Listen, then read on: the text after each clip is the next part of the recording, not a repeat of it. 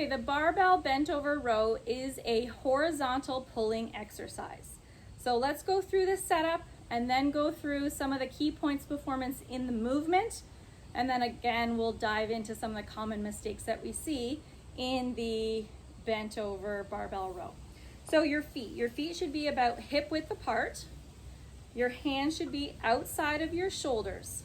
From here, we want to get into a hinge position. So hips go back, slight bend in your knee, and you want to get to the point where your torso is parallel to the floor.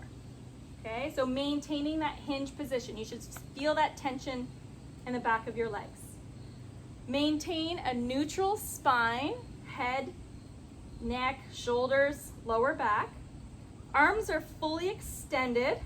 Okay, so straight to the ground, so wrists and shoulders stack up. And from here, in a vertical line, I want to pull the bar right to my chest, where it targets right below my rib cage. My shoulder blades are still pulled back and down. I extend to fully locked out position, and then I repeat. So I'm creating a bit of a bat wing with my arms. My arms are at a 45-degree angle away from my torso. I'm maintaining a parallel torso position to the ground and maintaining a neutral spine throughout the movement. So you want to feel tension in your pull and then control it back to full extension for each and every repetition. Okay, so the inability to maintain a neutral spine or a rounding of the back, they're the same thing, is something we commonly see. I'm going to demonstrate this using a really light PVC pipe so I don't put myself at risk for injury loading this movement to show you. So what it looks like, remember we've got a hinge and maintain a neutral spine. What is the opposite of that is this position, okay, where our back is rounded and we pull into this position. So this is an unsafe, inefficient position to be pulling in. So what you want to think about is a big proud chest. So bring your chest up, shoulder blades back and down. And when you do that, then that natural curve in our lower back appears, and you want to maintain that through each repetition. So think not rounding, chest up, shoulder blades back and down for each and every repetition. Okay, this is bouncing the barbell. So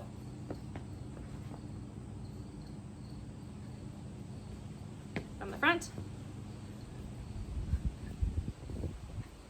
Okay, so I know it's silly because I'm just doing it with a light PVC pipe, but we tend to see this a lot when the load is a lot heavier. And it's a good indication if you start to see that bouncing that the load might be too heavy. And what that is you're losing proper technique and proper form and proper positioning in order to achieve full range of motion, but you're compromising everything else.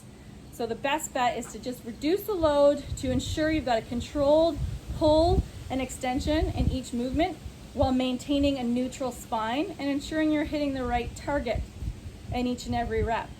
It's not worth compromising it just for the full end range of motion and the momentum of the bounce. This exercise is a barbell bent over row. So the objective is to get your torso so it is parallel to the floor. So what that means is you've got to get comfortable or uncomfortable in a hinge position. So you should feel tension in the back of your legs. In order to keep your torso in this position, you have to engage your core 360 degrees. So fire up your belly, fire up your lower back. A lot of times people turn their barbell row into a vertical row because they don't have the core strength to hold their torso, or they feel like they don't have the flexibility in their hamstrings to hold the hinge position. So maybe some extra work needs to take place to help develop some core strength and proper hinge positioning. But it is a horizontal pulling exercise. So therefore you're gonna gain the most benefit from proper positioning. So do the extra work and get into that proper parallel position. flaring of the elbows. So I mentioned in the points performance that your elbows should be at about a 45-degree angle away from your torso.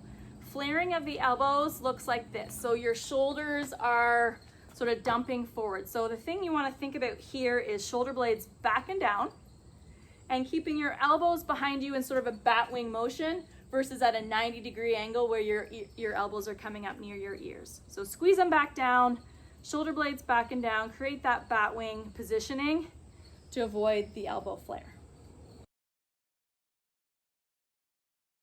All right, let's make sure your head and neck are in a really good, safe position.